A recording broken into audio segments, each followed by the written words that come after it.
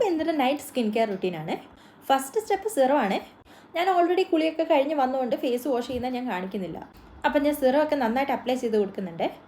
ഇനി second step, അത് മോയ്സ്ചറൈസറാണ്.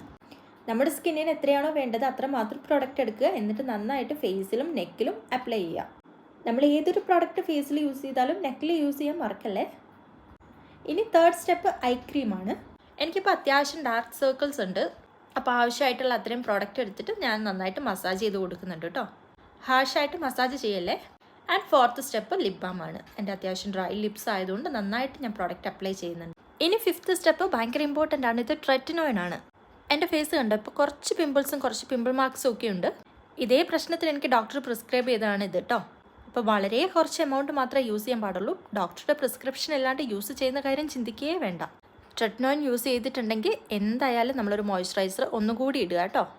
Sixth one body ലോഷനാണ്. ഞാൻ ബോഡി ലോഷൻ കയ്യിലും കാലിലും നന്നായിട്ട് ഇട്ട് കൊടുക്കുന്നുണ്ട്. ഇനി ലാസ്റ്റ് സ്റ്റെപ്പ് ബോറോലിനാണ്. അത് ഹീൽസിന് വേണ്ടിയിട്ടാണ് ഞാൻ യൂസ് ചെയ്യുന്നത് കേട്ടോ. പിന്നെ ഞാൻ ഹെയർ വാഷ് ചെയ്യാത്ത ഡേ ആണിന്ന്, അതുകൊണ്ട് ഞാൻ നന്നായിട്ട് കോംബ് ചെയ്യുന്നുണ്ട്. അപ്പോൾ ഇത്രയൊക്കെ ഉള്ളൂ. ബൈ.